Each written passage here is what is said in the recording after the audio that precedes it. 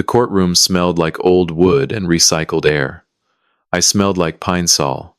My wife's lawyer noticed. He made sure the judge noticed too.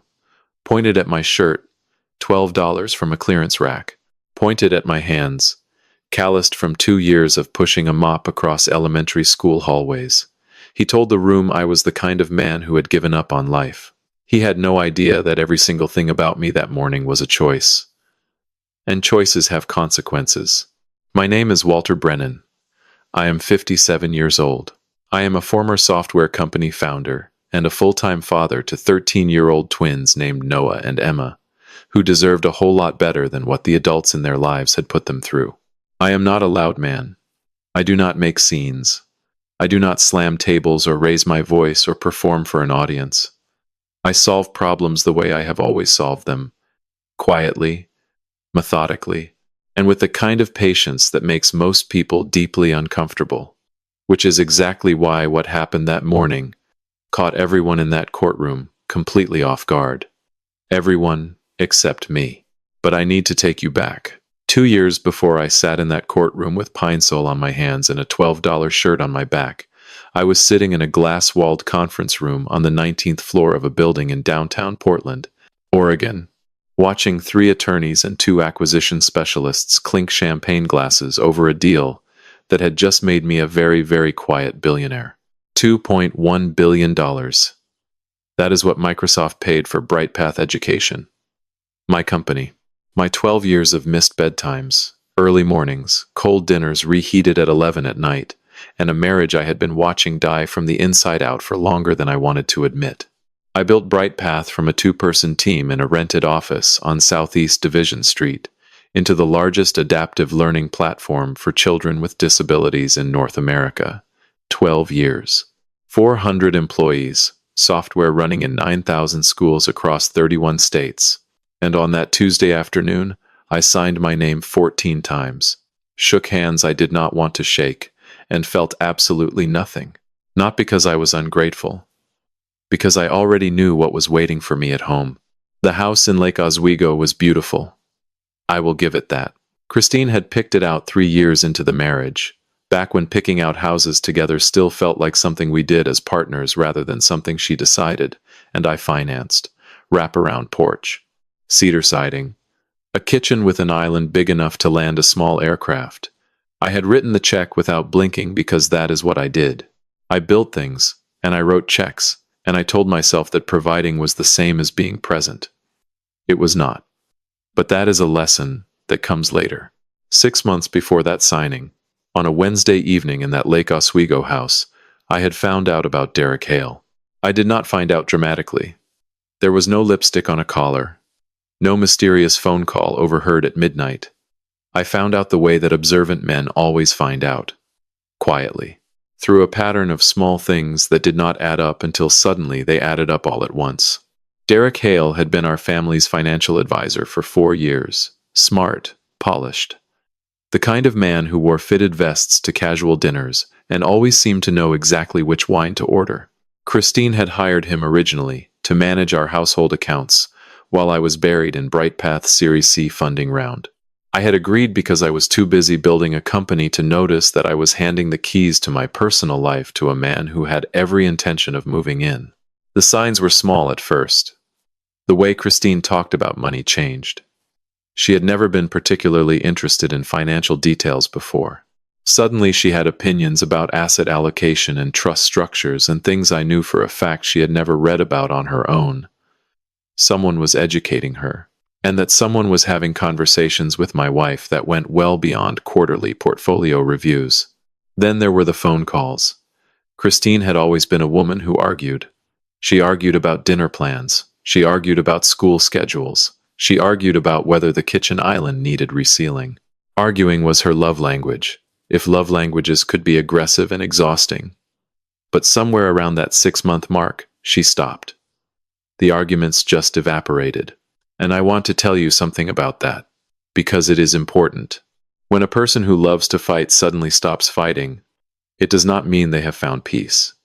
It means they have found somewhere else to put their energy. I watched her angle her phone away from me at the dinner table. I watched her laugh differently on certain calls, A lighter laugh, a younger laugh, the laugh of a woman performing for someone new. I watched Derek Hale's name appear on her phone screen, and watched the way she picked it up a half-second faster than she picked up anyone else's call. And on a Thursday night, while Christine was in the shower and her phone buzzed on the kitchen counter, I saw a message from Derek that had nothing to do with asset allocation. I did not react. I did not confront her. I did not throw anything or yell or do any of the things that movies tell you a man is supposed to do when his world cracks open. I set the phone back down exactly where it had been, finished washing the dishes, dried my hands on a towel that Christine had ordered from a catalog I had paid for, and went to bed. I lay in the dark for a long time that night. Not because I was broken, because I was thinking. And what I was thinking about was not revenge. It was architecture. The difference between those two things is the difference between a fire and a building. One destroys, the other stands. I sat with that information for 3 days. 72 hours of smiling at breakfast, driving to work, attending meetings, eating lunch at my desk, coming home, asking Christine about her day, kissing Noah and Emma goodnight, and carrying a truth inside my chest that could have burned the house down if I had let it. I did not let it, because I had children sleeping down the hall who needed a father who built things instead of burning them. On the third day, a Monday morning, I sat in my car in the parking garage beneath the Bright Path offices, 2 floors underground where nobody could hear me, and I made a phone call. I called the only person in Oregon who had never lost a divorce case, and I told her everything. Eleanor Voss did not advertise. She did not have billboards on Interstate 5 or television spots during the evening news. What she had was a mind like a locked vault and a reputation for being the quietest, most devastatingly effective divorce attorney in Multnomah County. A business colleague had mentioned her name once, almost offhandedly, over drinks after a board meeting. If you ever really get into trouble, Walt, call Eleanor Voss. She does not lose. I called her from 2 floors underground in a parking garage, engine off, windows up, the kind of silence that only exists in concrete spaces designed to hold cars and secrets. Eleanor Voss. Her voice was precise. No warmth, no performance. Just a woman who answered her phone, the way a surgeon picks up a scalpel. Eleanor, this is Walter Brennan. I need a divorce attorney, and I need someone who understands federal asset protection law. A pause. Not hesitant. Calculating. How complicated is your situation, Mr. Brennan? I just sold my company for $2.1 billion and my wife's financial advisor is sleeping with her. He also happens to be the man who will represent her against me in court. A longer silence. Then her voice shifted, like a machine clicking into a higher gear. Do not move anything. Do not confront anyone. Do not give your wife any indication that you know. Can you do that? I have been doing it for 3 days. Good. Thursday morning, 9 o'clock. Do not be late. She hung up before I could respond.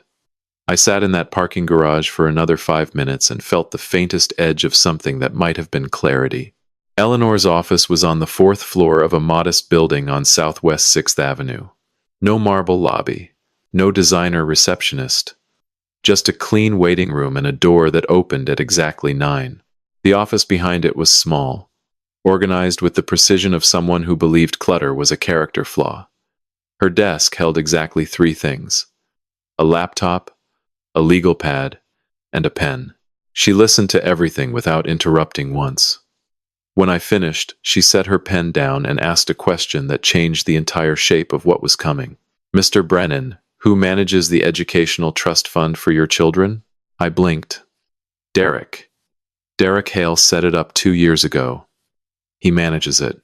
Eleanor opened her laptop, typed for 45 seconds. Then she turned the screen toward me. What I saw made the air leave my lungs in a way that had nothing to do with Christine and everything to do with Noah and Emma. The trust fund had been accessed 17 times in 14 months. Withdrawals totaling $412,000 transferred into accounts that did not belong to my children. Accounts that traced back to a shell company registered by Derek Hale. Mr. Brennan, this is not just a divorce. What that man has done with your children's trust fund is a federal crime. He embezzled from a federally protected educational trust. And he did it in writing. I stared at those numbers. $412,000. Money I had set aside so Noah and Emma would never worry about college, about opportunity, about the things that keep parents awake wondering if they have done enough. Derek Hale had taken it. Not from me. From a 13-year-old boy who read books like Oxygen, and a 13-year-old girl who drew pictures of her family in a sketchbook she carried everywhere. Something shifted in me. The anger about the affair moved aside. What replaced it was something colder. The specific, unshakable resolve of a father who has just learned that someone stole from his children. We spent 3 hours building. Not revenge. Architecture. Eleanor and I moved every asset. Legally, transparently, every transaction documented, into a private holding trust. Federal protection. Ironclad. The kind of restructuring that takes months and produces a paper trail so clean it squeaks. We built walls around everything I had earned, so that when Derek came looking, he would find exactly what I wanted him to find. Nothing. Then I told Eleanor the part that made her stop writing entirely. I want to take a job as a janitor. At Sunnyside Elementary. The school where Noah and Emma are enrolled. She looked up. Her pen hovered motionless. Excuse me? I want to be there every morning when they walk in. Every afternoon when they walk out. I want to be close enough to catch them, if anything goes wrong. And I want Derek Hale to find a janitor making $31,000 a year and build his entire case on that man. She studied me for a long time. That is either the most brilliant legal strategy I have ever encountered, or you have genuinely lost your mind. Both things can be true, Eleanor. She almost laughed. Almost. Then she picked up her pen and got back to work. I moved out of the Lake Oswego house within the month. Christine got the house, the cars, the life that looked like winning. I rented a 2-bedroom apartment 6 blocks from Sunnyside Elementary. Small, clean. A couch from a furniture clearance sale. A kitchen table that wobbled if you leaned wrong. A bookshelf holding more books than it was designed to support. And a stovetop where I learned to make soup because Noah mentioned once that he missed homemade soup and that was all it took. Margaret Chen, the principal at Sunnyside, interviewed me herself. Small woman, sharp eyes, 20 years running a school, and an extremely accurate radar for people who did not belong. She looked at my application, then looked at me. You are overqualified for this position, Mr. Brennan. I want to be close to my kids. That is the most important thing in my life right now. And I am very good with a mop. She studied me the way Eleanor had. Then she handed me a set of keys and a uniform. The first morning I mopped that hallway at 5 in the morning. The only sound was the squeak of wet rubber on linoleum, and the rain outside doing what Portland rain always does. Falling without apology. Steady and patient. The way I had decided to be. It was the quietest my life had been in 12 years. And for the first time, in longer than I could remember, I knew exactly where I was supposed to be. There is a specific kind of peace that only exists at 5 in the morning in an empty school hallway. The squeak of a mop on linoleum. The hum of fluorescent lights warming up. The smell of pine sol that would stay on my hands all day and follow me home at night like a second skin. And the knowledge that in 2 hours, my children would walk through those front doors, and I would be the first face they saw. That became my life. And I want to tell you something honest about it. It was the best life I had ever lived. 5 in the morning. I unlocked the side entrance at Sunnyside Elementary with the same set of keys Margaret Chen had handed me on my first day. Mopped the main hallway first, always. Then the cafeteria. Then the bathrooms, which I will spare you the details on, because elementary school bathrooms are a war zone that no amount of pine sol can fully redeem. By 7:15, the building smelled clean, and the hallway floors had that specific wet shine that disappears the moment 60 children come stampeding through in sneakers. I ate lunch every day in the maintenance room. A sandwich, an apple, a thermos of coffee that I made at home each morning in a coffee maker that was older than my divorce and twice as reliable. The maintenance room had a folding chair, a utility sink, and a small window that looked out onto the playground. I could see Noah and Emma from that window during recess. Noah usually sat on a bench near the fence reading. Emma usually had a circle of friends around her drawing something. Two very different children processing the same broken home in two very different ways. Noah was the quiet one. 13 years old with my eyes and a gravity about him that no 13-year-old should carry. He noticed everything. The way I wore the same 3 shirts in rotation. The way I always had pine sol under my fingernails. The way I showed up to every single school event in my janitor's uniform because I did not own anything else and did not want to. He never asked why. He just watched. And what he saw, whatever conclusions he was drawing behind those careful eyes, he kept to himself. That boy held things inside the way I did. It worried me sometimes. Emma was the opposite. Bright, loud in the best way. The kind of kid who talked to every adult in the building like they were her personal friend. She had a sketchbook that went everywhere with her, tucked under her arm like a security blanket made of paper. She drew everything. Trees, the school, her friends, and one afternoon, about 4 months into my time as janitor, she showed me a drawing she had made during art class. It was me, pushing a mop down the hallway.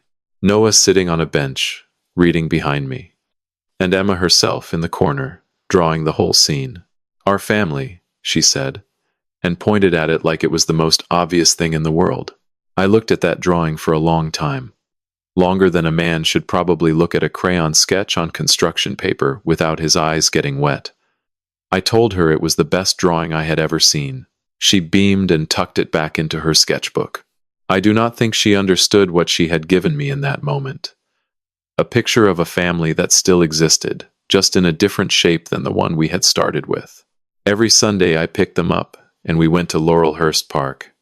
That was our routine, rain or shine. And in Portland, it was almost always rain. We walked the path around the pond, watched the ducks argue over bread, and then went back to my apartment, where I made soup, and we read books, until it was time for them to go back to Christine's house. Emma always wanted tomato soup. Noah always wanted potato. I made both every single Sunday without exception because that is what fathers do. They make 2 pots of soup when one would be easier because their children are 2 different people who deserve to be seen as 2 different people.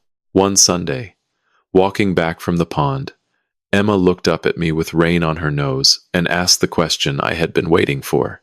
Dad, why do you clean our school? I knelt down so I was eye level with her. Because it is the most important building in your life right now. And the things that matter to you matter to me. She thought about that for a second. Then she hugged me. Arms around my neck, face pressed into my shoulder. The kind of hug that children give when they do not have words big enough for what they feel. I held her there in the rain and looked over her shoulder at Noah, who was watching from 3 steps behind. He did not say anything, but he nodded once. Small, almost invisible. That was enough. Meanwhile, Christine and Derek were getting comfortable. Too comfortable. And comfortable people make mistakes, especially when they think nobody is watching. Derek had moved into the Lake Oswego house by then. Not officially, but his car was in the driveway 4 nights a week and his shoes were by the front door. He had also, through legal channels I will not bore you with, positioned himself as Christine's attorney of record for the divorce proceedings. A financial advisor turned lover, turned legal representative. The arrogance of it was almost architectural in its own way. They sent messages I was never supposed to see. But Eleanor's team had obtained them through proper legal discovery, and I read every single one. He mops floors for a living. This will be the easiest case I have ever handled. That was Derek. He went from running a company to cleaning toilets. Honestly, it is embarrassing. That was Christine. Tell your client to stop embarrassing himself and sign the papers. Let us finish this quickly. That was Derek, in an email to Eleanor. I read every word. I screenshotted everything. And I said absolutely nothing. Because here is what arrogant people never understand. Arrogance is noisy. It announces itself. It sends emails it should not send, and texts it cannot take back. And it always underestimates the quiet person on the other end. What they did not know was that Sunnyside Elementary had installed new security cameras that semester. Standard procedure, budget allocation from the district. Nobody thought twice about it. They should have. The first time it happened was on a Tuesday in October, 3:45 in the afternoon. I was emptying trash cans in the front office when I heard a car pull up to the pickup lane too fast. Tear on wet pavement. That specific sound of a vehicle being driven by someone whose coordination was not fully available to them. I looked through the office window and saw Christine's silver Audi, parked at an angle that was not quite right. Not dramatically wrong. Just enough that someone paying attention would notice. I was someone who paid attention. She stepped out of the car, and the way she moved told me everything I needed to know before she reached the front steps. Careful steps. The kind of careful that is not natural, but practiced. The kind of careful that happens when a person is concentrating very hard on appearing normal, because normal has temporarily left the building. I set the trash bag down, walked outside calmly, and intercepted her at the curb before she reached the entrance. Christine. Let me drive the kids home today. You look tired.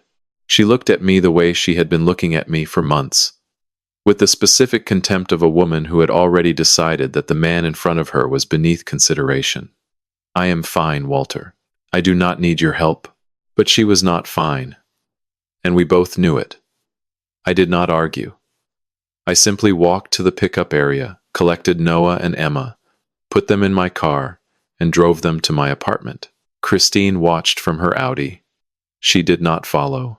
The security camera above the front entrance recorded all of it. Timestamp: 3:47 p.m. The second time was 3 weeks later. Worse. Christine arrived at the same time, but this time she did not try to hide it.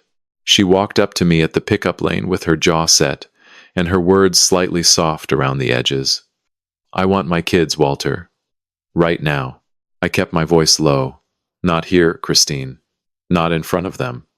She raised hers. They are my children.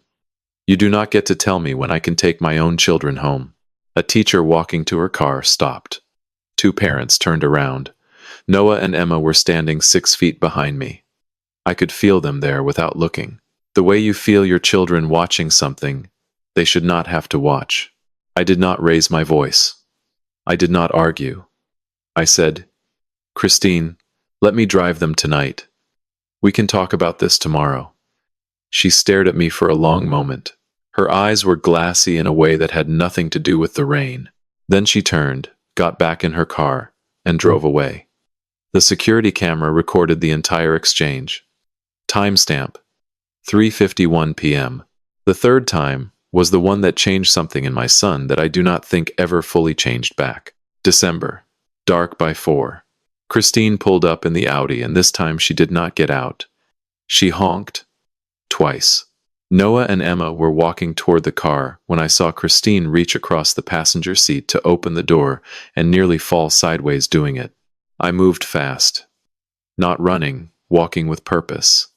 I reached the passenger door before Noah did, leaned down, and looked at Christine. Her eyes could not hold focus. The car smelled like white wine.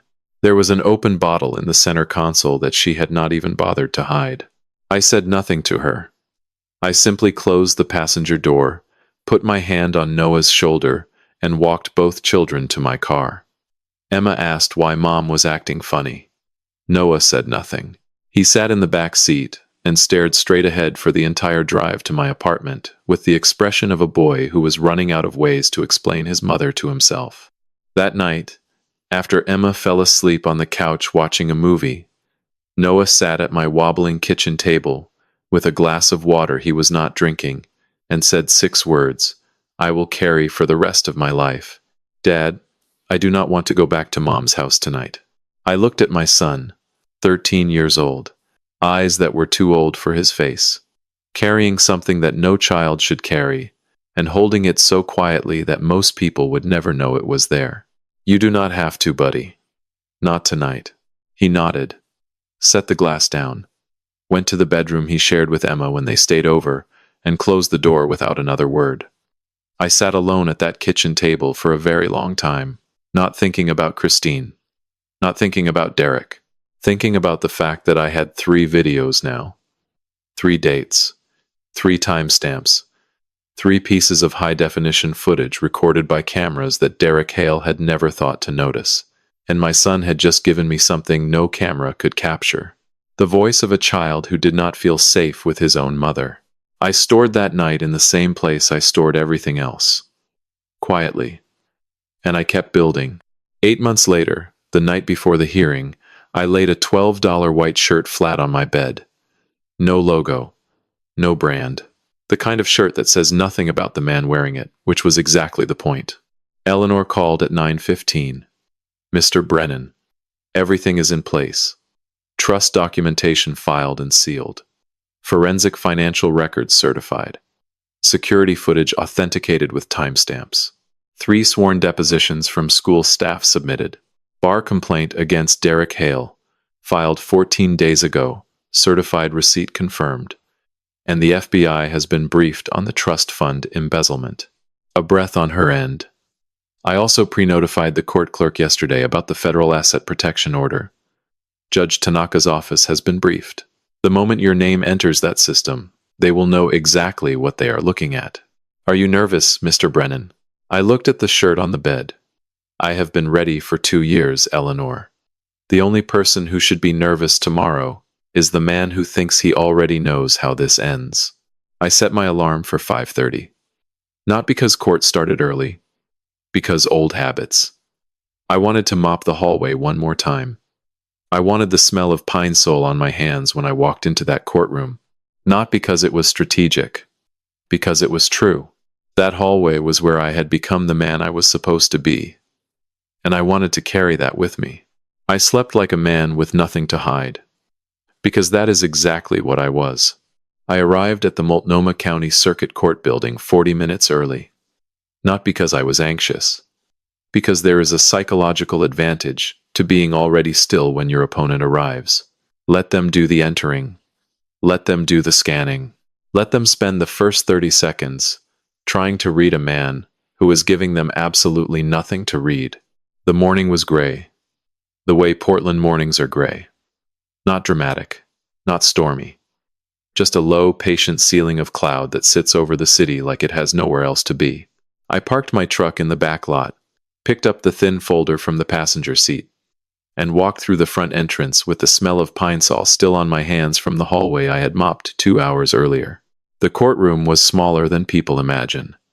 Wood paneling that had absorbed decades of human desperation. Fluorescent lights that hummed at a frequency specifically designed to make everyone slightly uncomfortable. 2 tables facing the bench. A clerk's desk near the front. A court reporter setting up equipment with the mechanical calm of someone who records other people's worst days for a living. And a bailiff. By the door. Big man. Professional posture. The expression of a person who had witnessed every variety of human drama and had long stopped being impressed by any of it. I sat at the respondent's table, set my thin folder down, folded my hands on top of it, and waited. A few people filtered into the gallery. Then the doors at the back opened, and Derek Hale walked in, like he had designed the building himself. I want to be fair to the man. He was impressive. Physically, professionally. The way a building is impressive when someone has spent a great deal of money making sure you notice it. Tailored charcoal suit. Shoes that caught the fluorescent light. A burgundy tie that said, "I dress this way because I can and because I want you to know that I can." He carried an accordion folder that looked like it weighed 4 pounds and a leather portfolio that probably cost more than everything I was wearing combined. Christine was beside him. Not on his arm exactly, but in his orbit. Hair perfect. Outfit sharp. The expression of a woman who had already written the final page of this story and was simply here to watch it be read into the record. Derek spotted me immediately. His eyes went to my shirt first, stayed there, then moved to my hands, still resting on the folder. He leaned toward Christine and said something I could not hear. She pressed her lips together to contain a smile. I watched all of it. I gave him nothing. They settled at the petitioner's table. Derek arranged his documents with the unhurried confidence of a surgeon laying out instruments before an operation he had performed 100 times. He glanced at my folder. Then, at me. Then he smiled the way a man smiles when he believes the outcome has already been decided and the rest is just paperwork. Let him smile, I thought. The curtain goes up in 10 minutes. Judge Robert Tanaka entered, and the bailiff called the room to order. He was not what you might expect from 25 years on the bench. Lean, precise. Silver hair cropped short. Reading glasses on a thin chain. The face of a man who had processed decades of human failure without losing either his sharpness or his patience. He sat, arranged his materials, and looked at both tables with the calm of someone who had absolutely no tolerance for wasted time. We are here in the matter of Brennan versus Brennan. Petitioner's counsel, you may proceed. Derek stood up like he had been waiting his entire career for this moment. And I will give the man credit. He was good. Genuinely, professionally, devastatingly good. He laid out their case with the smooth confidence of a man holding what he believed was a royal flush. Pulled out the financial records. The ones they thought were mine. Walked Judge Tanaka through them with the practiced ease of someone who had done this 100 times before. Your Honor, the respondent presents a straightforward financial picture. Annual salary of $31,000. No significant savings. No substantial assets. Debt obligations exceeding his monthly income by nearly 40%. He paused. Let the numbers settle. This court should also note that the respondent arrived today in a shirt that retails for approximately $12. He gestured toward me without quite looking at me. And his hands. He held up a photograph. Calloused. Cracked. The hands of a man who pushes a mop across a school hallway for a living. Christine was nodding at the petitioner's table. Small nods. The nods of a woman watching a plan execute perfectly. Derek was not finished. Your Honor, this man chose to mop floors while his children needed a provider.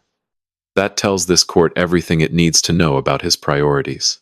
We are asking for full custody, full financial support, and a complete review of any alleged assets this respondent claims to hold. He sat down, smoothed his tie.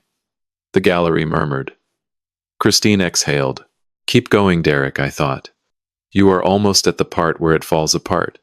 You just do not know it yet. Judge Tanaka looked at me over his reading glasses. He had the eyes of someone who had already noticed something that nobody else in the room had. Something he had read that morning in chambers that had reframed everything Derek had just said. Respondent. Your full legal name for the record, please. I straightened in my chair. Spoke clearly. Calmly. The way you speak when you have been waiting 2 years to say 5 syllables. Walter Brennan. The room did not gasp. It shifted, like barometric pressure before a storm, like the specific quiet that falls over a space when something important has just happened and only 2 people understand what it is. Judge Tanaka's pen stopped. He turned to his clerk with a single, precise nod, the kind of nod that means now. The clerk rose, walked to a filing cabinet, and returned with a sealed federal document. Thick, official, court embossment visible from across the room. He placed it on the judge's desk without a word. Derek leaned toward Christine. Administrative issue. Routine. Do not worry. Judge Tanaka opened the envelope. Reviewed it. Not with the expression of someone discovering something new, but with the expression of someone confirming what they already knew before speaking it into the record. He set it down, folded his hands, and looked at Derek Hale with an expression that made the entire gallery go still.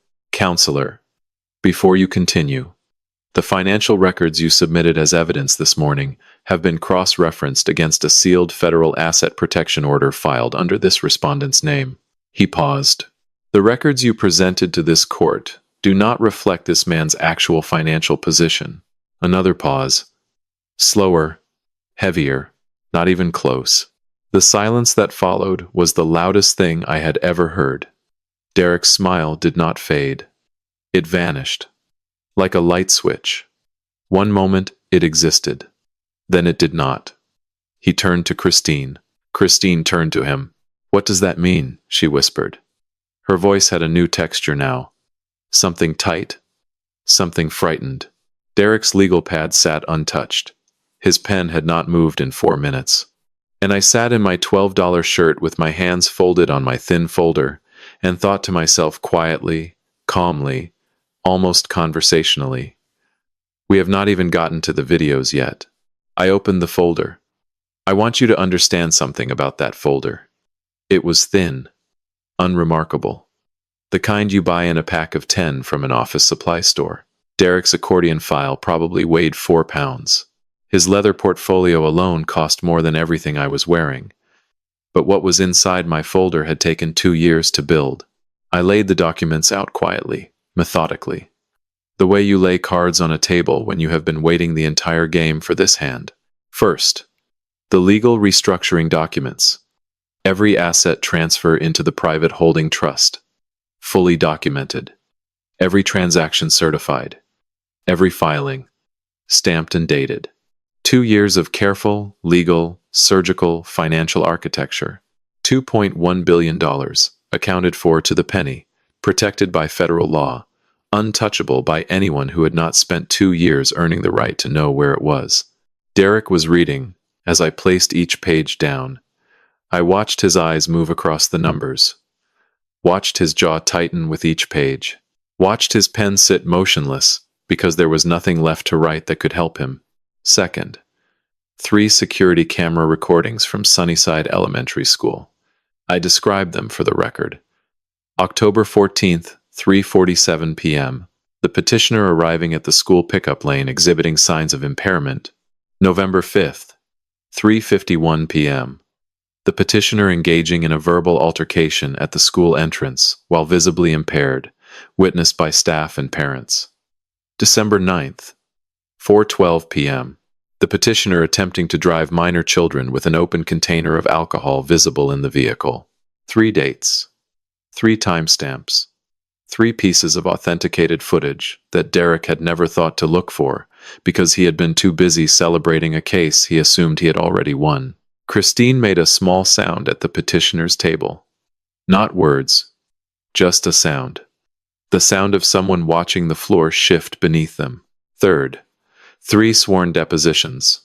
Noah and Emma's homeroom teacher, their school counselor, their physical education coach, all 3 documenting the same pattern across 2 years. A father who showed up to everything, every event, every conference, every emergency, without exception. And a mother who had on multiple documented occasions attempted to interfere with custodial access. Fourth, I slid the last document across the table slowly. No drama, no eye contact with Derek, just paper. Your Honor, the final document is a formal complaint filed with the Oregon State Bar 14 days ago against opposing counsel, documenting the knowing submission of fabricated financial evidence in these proceedings. Certified filing receipt is the final page. Derek stood up so fast, his chair scraped against the floor. That sharp, ugly sound of wood on tile that made 2 people in the gallery flinch. Objection. These documents are filed and certified with this court 14 days ago, Your Honor. My voice was calm, almost conversational. Certified receipt is the final page, as I mentioned. Derek grabbed the document, flipped to the last page, stared at the certified stamp with the expression of a man who has opened a door expecting one room and found a completely different building on the other side. His hands were trembling. He looked at Christine. Christine looked at him, and in that single exchange, no words, no gestures, just 2 people looking at each other. I watched their entire alliance crack down the middle like old concrete. Then the doors at the back of the courtroom opened. Eleanor Voss walked in like she had all the time in the world. Neat, composed. She nodded at me once across the room. Small nod. Precise. Right on schedule. Behind her were 2 federal agents in plain clothes. No uniforms. No badges visible. Just 2 very calm, Very purposeful people walking directly to Derek's table. One of them placed a document in front of him, without a word. Derek looked down, read the first paragraph, and sat down very slowly, the way a man sits when his legs have decided they are no longer fully reliable. Christine grabbed his arm. Derek, what is that? It is a federal order, he said. His voice was hollow, stripped of everything that had made it commanding 40 minutes ago. They are freezing every account I manage. Because the trust fund withdrawals are not just a bar violation, Christine. He swallowed. They are a federal offense. Christine stared at him. The color left her face in stages. You told me those accounts were ours. You told me that money was part of the marital assets. You told me. Derek said nothing. And in that silence, Christine got her answer. Then something happened that was not in anyone's plan. Not mine, not Eleanor's, not the court's. Margaret Chen stood up from the gallery. She was a small woman. She did not command a room the way Eleanor did or the way Derek once had. But when she spoke, her voice carried the specific weight of someone who had spent 20 years watching over other people's children and had decided that silence was no longer an option. Your Honor, I apologize for the interruption. My name is Margaret Chen. I am the principal of Sunnyside Elementary School. I would like to speak on behalf of the respondent, if the court allows. Judge Tanaka looked at her for a moment, then nodded. That man has mopped floors at my school for 2 years. Every child in that building knows his name. Every teacher trusts him. He is the first person there every morning, and the last to leave. I have never once, in 20 years of running a school, seen a father more present than Walter Brennan. The courtroom was silent. Not the tense silence of before, a different silence. The kind that happens when something true has been said, and the room needs a moment to hold it. Judge Tanaka removed his glasses. When he spoke, every person in that courtroom stopped breathing. This court finds the petitioner's financial claims entirely without merit. Primary custody of the minor children, Noah and Emma Brennan, is awarded to the respondent effective immediately. The petitioner's personal assets are frozen pending investigation. Mr. Hale, your conduct is being referred to the Oregon State Bar and the Federal Prosecutor's Office. You are advised not to leave the state. He looked at Derek one final time. You mocked a man for the calluses on his hands. Those hands mopped a school, so he could be near his children every single day. I suggest you spend the drive home thinking carefully about what your hands have built. The gavel came down once. Clean, final. Derek gathered his papers with shaking hands. Did not look at Christine. Did not look at me. Walked out without a word. The doors swung shut behind him. Christine sat alone. The outfit, the hair, the confidence she had walked in wearing like armor, all gone. She was crying. Not performance tears. Frightened, genuine, everything. Just collapsed tears. She turned toward me. Walt, please. I did not know what he was doing with their money. Not all of it. Please. I stood up, looked at her for a long moment. Not with anger. I had set anger down 2 years ago, because anger builds crooked. Everything it constructs leans. What I felt was something quieter than triumph. The specific grief of looking at what something used to be and understanding completely that it could never be that again. The kids do not need our money, Christine. They need us to be people they are not ashamed of. I hope you find your way back to that. I walked out, pushed through the courthouse doors, and the rain had stopped. Portland does not give you sunshine often, but when it does, you pay attention. And there, sitting on the bottom step in a patch of unexpected light, were the only 2 people in the world who mattered. Noah and Emma were sitting on the courthouse steps. Emma had her sketchbook open to a new page. She was drawing something with the focused intensity that only children and artists possess. Her tongue pressed slightly against her lower lip the way it always did when she was concentrating. Noah had a book in his lap that he was not reading. His eyes were on the courthouse doors, waiting, the way he had been waiting for most of his life, quietly, patiently, For his father to walk through whatever door separated them and tell him that everything was going to be okay. I stood at the top of the steps for a moment. The sun was doing something rare in Portland. It was showing up. Not dramatically. Not the way sunshine arrives in places that expect it. But gently, almost apologetically, the way light enters a room after a long storm, as if checking whether it is welcome. It was welcome. I walked down the steps. Emma looked up first. She always looked up first. She closed her sketchbook and held it against her chest, and smiled at me with the kind of smile that does not need context. The kind that just means you are here. And that is enough. Then she opened the sketchbook again and turned it toward me. It was a new drawing. Not the one from months ago. The one of me mopping the hallway with Noah reading behind me. This one was different. This one had all three of us. Me, in my janitor's uniform, standing in the school hallway with a mop. Noah, sitting on the bench with his book. And Emma, in the corner, drawing the whole scene. But she had added something new this time. A sun coming through the window. Not a Portland sun. A big, impossible, crayon yellow sun with rays stretching across the entire page, like it had decided that this particular hallway deserved more light than the weather was willing to provide. Our family, she said. Same words as the first time. Same certainty. Same absolute refusal to see our situation as anything other than exactly what it was. A family. Shaped differently than most, but whole. I looked at that drawing for a long time.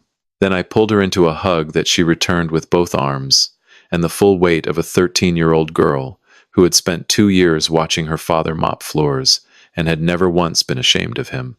Noah stood up from the step, pushed off the railing. He was trying to read my face the way he always tried to read my face, because this kid noticed everything, and always had. Dad. He paused. Did you win? I put my arm around his shoulders. I did not go in there to win, Noah. He looked up at me, the book still tucked under his arm. Then what did you go in there for? To tell the truth. He thought about that. That specific silence he did when something was genuinely processing rather than just passing through. What is the difference between winning and telling the truth? I looked down at my shirt, smoothed it once with my hand. Winning is about you, I said. Truth is about something bigger than you. He nodded slowly. Did not fully understand it yet. That was okay. He had time. And now, so did we. Emma grabbed my hand, tugged it toward the parking lot, with the impatience of a child who has processed exactly enough courtroom drama for one lifetime. Dad, you still smell like floor cleaner. I laughed. A real laugh. The kind that starts somewhere deep and arrives at the surface carrying something heavier than humor. Something closer to relief. Something closer to gratitude. Something closer to the feeling of a man standing in unexpected sunshine with his children's hands in his, and absolutely nothing left to prove to anyone. We walked to my truck. No town car. No champagne. No moment designed for anyone else's consumption. Just a father and his 2 kids in a Portland afternoon that had decided for once to be generous with its light.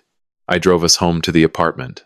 The one with the wobbling kitchen table and the overstuffed bookshelf and the stovetop where 2 pots of soup were about to be made because Noah wanted potato and Emma wanted tomato.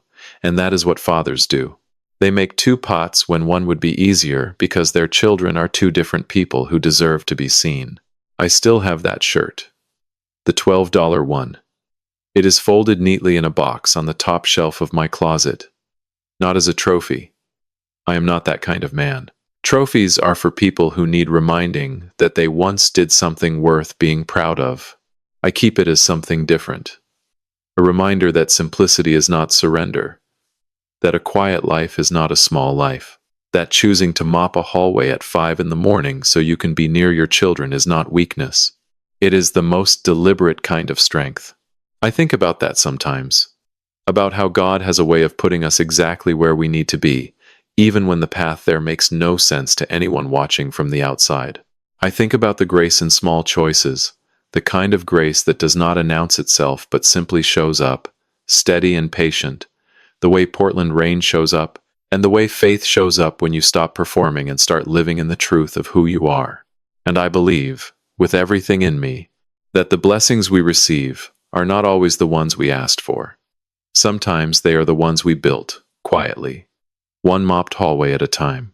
The most dangerous person in any room is not the loudest one, not the best dressed, not the one with the 4-pound accordion folder and the burgundy tie and the absolute unshakable certainty that he has already won.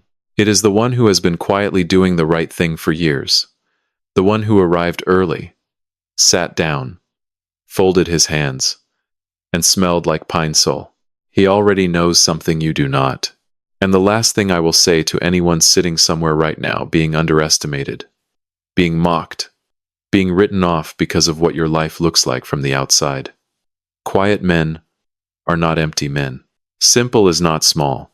And never, ever laugh at the man with the calloused hands and the thin folder. He has been building something you cannot see. And when he opens that folder, the room goes silent. If this story touched something in you, I would be honored if you shared it with someone who needs to hear it today. Drop your thoughts in the comments. Tell me about a time when your quiet strength surprised someone who underestimated you. And if you have not already, subscribe to this channel so you do not miss the next story. Every single one is written for people like you. People who know that the real victories in life do not come with applause. They come with soup on the stove, a book on the shelf, and your children's hands reaching for yours. Thank you for being here. I will see you on the next one.